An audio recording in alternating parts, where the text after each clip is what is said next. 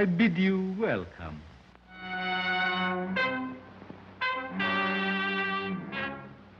To a new world of gods and monsters. How do you like that, eh?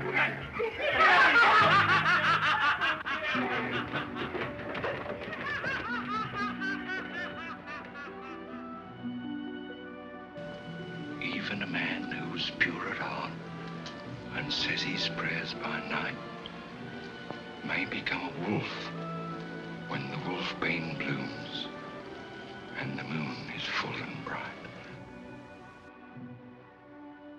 I love dead, hate living. It's a perfect night for mystery and horror. The air itself is filled with monsters.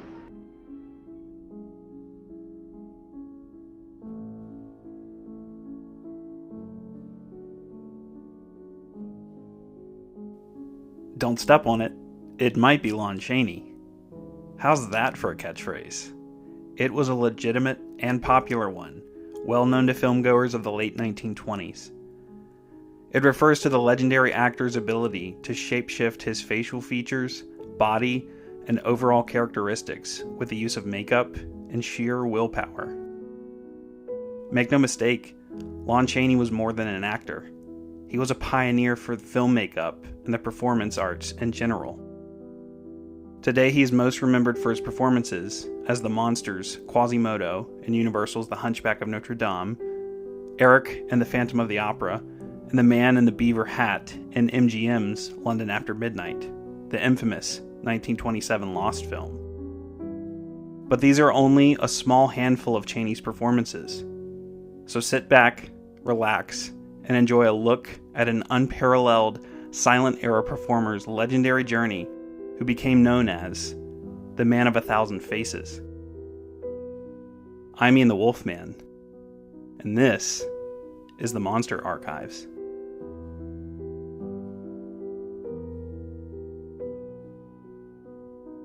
Leonidas Frank Chaney was born to Frank H. Chaney and Emma Alice Kennedy in Colorado Springs, Colorado, on April 1st, 1883.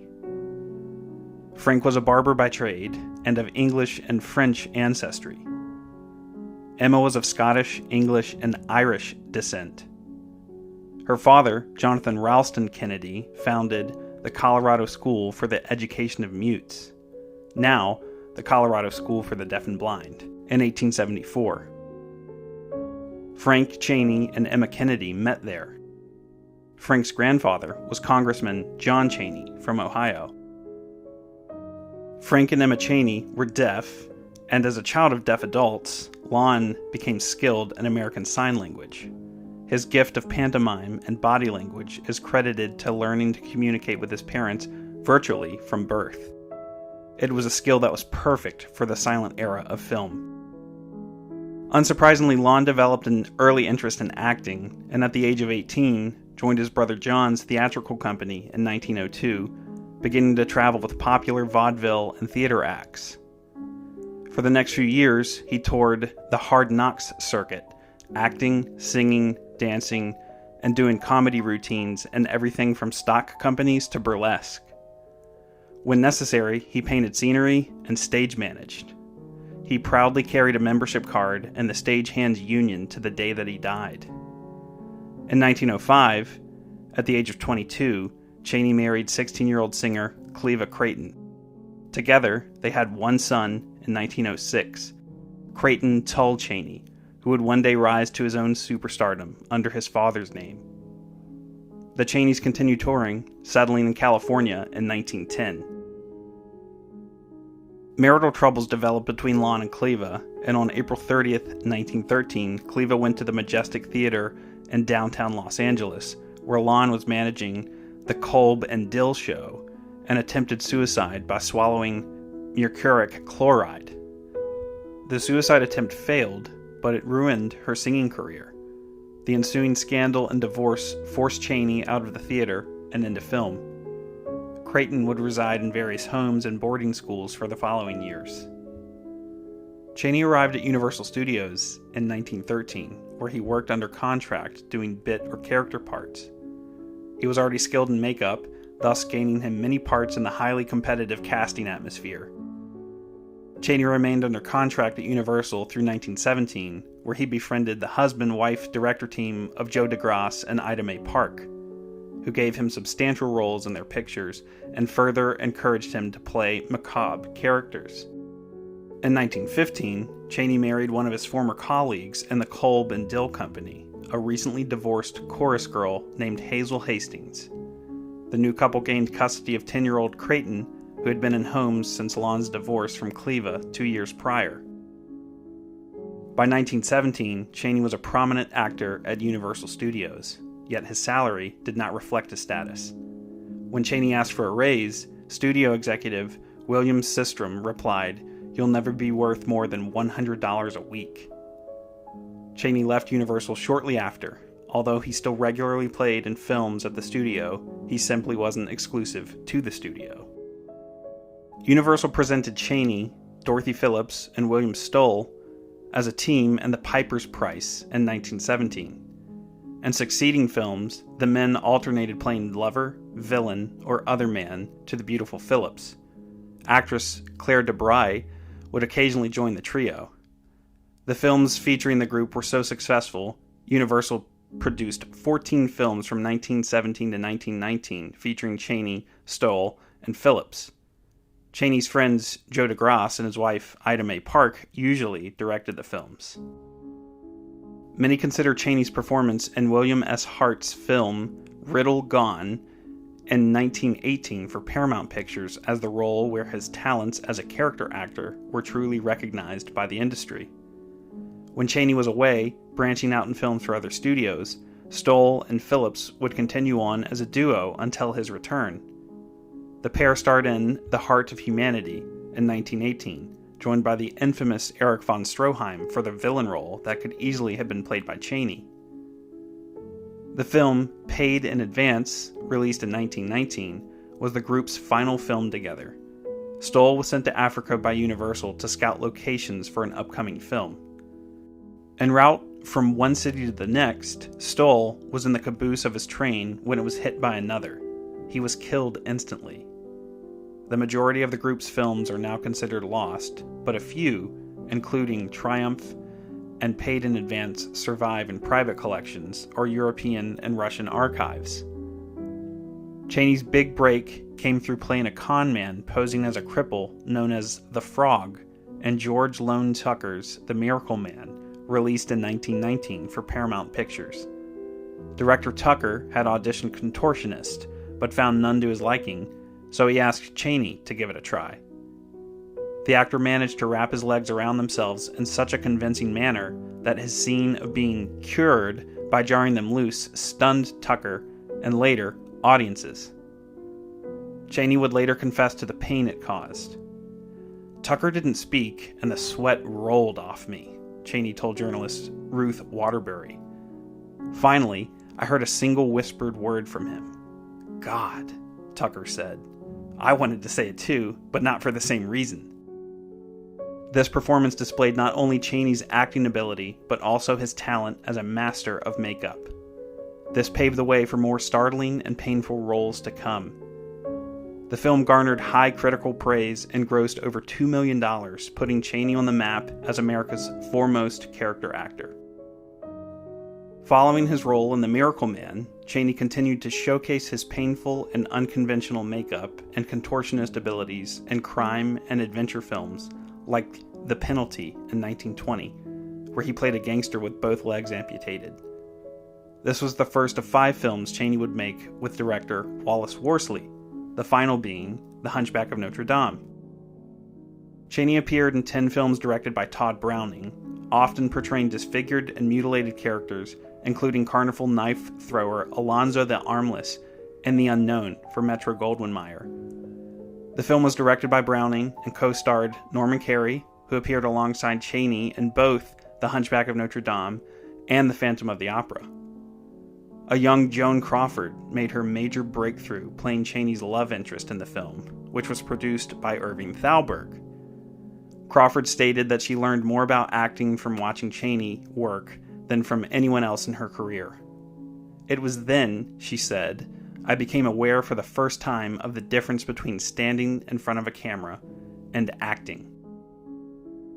While The Unknown was released on June 4th, 1927, later that year, on December 3rd, 1927, one of Chaney's most recognized films was released, London After Midnight. As famous as Chaney's look and makeup as the man in the beaver hat is, the status of the film is just as famous. In fact, many consider it to be the most sought-after lost film of them all. The film was distributed by MGM and was written by Waldemar Young based on the story The Hypnotist, which was written by Todd Browning. The film's budget was $151,666.14 and grossed over $1 million. Chaney's famous makeup case can be seen in the final scene of the film, sitting on a table. This was the only time it ever appeared in a film. Chaney's makeup for the film included sharpened teeth and wild eye effects, achieved with special wire fittings which he wore like monocles. It became the most successful collaboration between Chaney and Browning, even though it received mixed reviews from critics. The last known copy of the film was destroyed in the 1965 MGM Vault fire, along with hundreds of other rare early films, making it one of, if not the most sought-after, lost silent film. Todd Browning remade the film as a talkie in 1935. Entitled Mark of the Vampire, it starred Lionel Barrymore and Bela Lugosi in the dual roles Lon Chaney had played in London After Midnight. Speaking of talkies, Chaney's final film role was also his only sound film. 1930's The Unholy Three was a remake of the silent film of the same name, which also starred Chaney. He utilized his powerful and versatile voice, signing a sworn statement declaring that 5 of the key voices in the film were his own. Makeup in the early days of cinema was almost non-existent, with the exception of beards and mustaches to denote villains. Most of early Hollywood studios' knowledge stemmed from theater makeup, which didn't always transfer well to film. Makeup departments were not yet functioning, with actors expected to create and apply their own makeup prior to the mid-1920s. This offered Chaney a massive creative advantage over his contemporaries. He could play dual roles with major skill. Arguably, his 2 most famous roles remain Quasimodo and Eric in The Phantom of the Opera. The Phantom is one of the most recognizable movie monsters to this day. In a 1925 autobiographical article for Movie Magazine, Chaney wrote, "I wanted to remind people that the lowest types of humanity may have within them the capacity for supreme self-sacrifice. The dwarfed, misshapen beggar of the streets may have the noblest ideas. Most of my roles since The Hunchback, such as The Phantom of the Opera, He Who Gets Slapped, The Unholy Three, etc., have carried the theme of self-sacrifice or renunciation. These are the stories which I wish to do."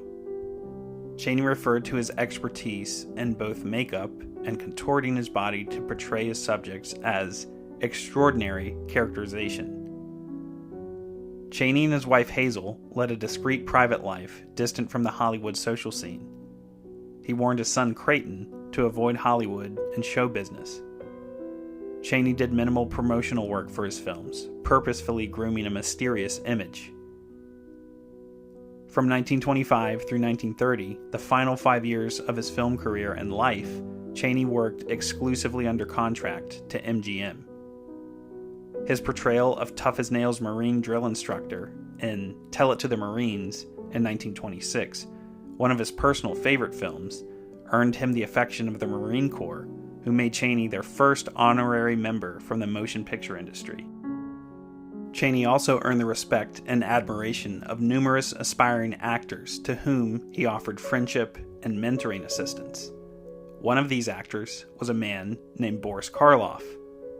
Chaney befriended Karloff shortly after the latter's arrival in Hollywood. He helped Karloff gain a foothold in the movies.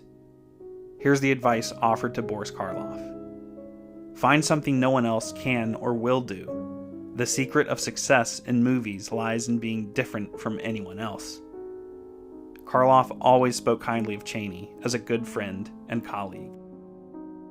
When talking pictures were introduced, Chaney was reluctant to transition from silent films.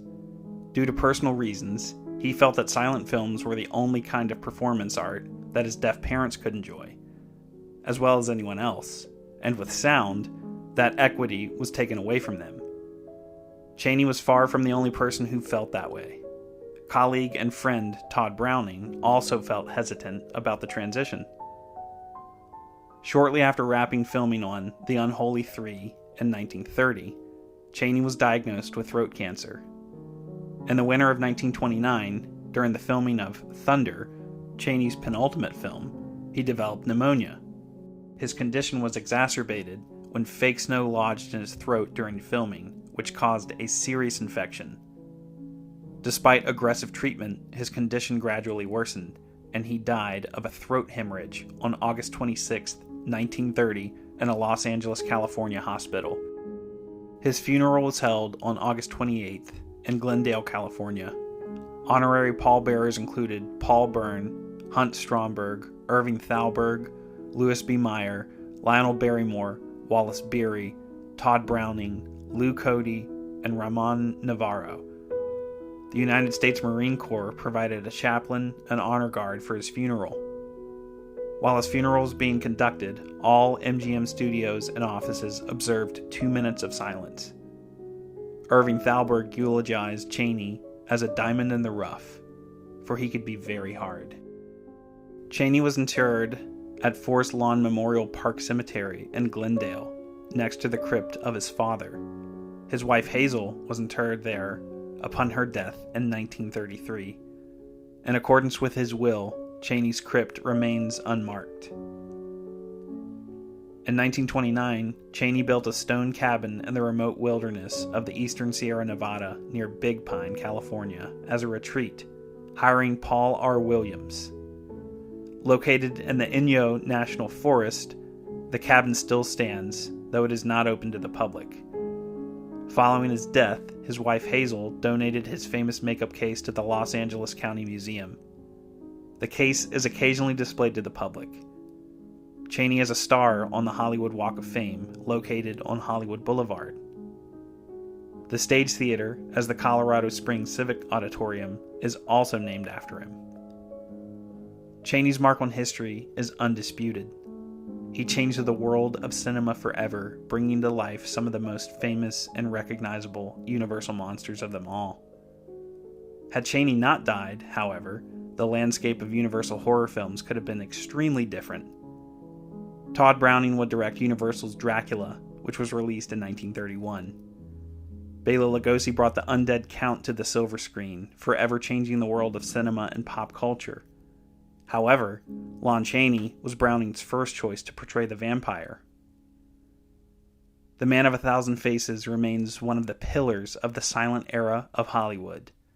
His performances speak for themselves, and fans still thirst for more knowledge about the man behind the makeup.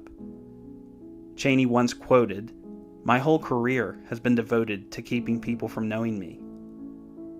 We may not know the man as intimately as others, but the films and performances that remain still delight and horrify in equal measure. Now that we've celebrated the life of the man behind the mask, join us next episode as we dive deep beneath the Paris Opera House, down into the dank and dark catacombs where one of the most horrifying monsters of the silent era dwells. Lon Chaney's most famous role of them all remains the Phantom of the Opera.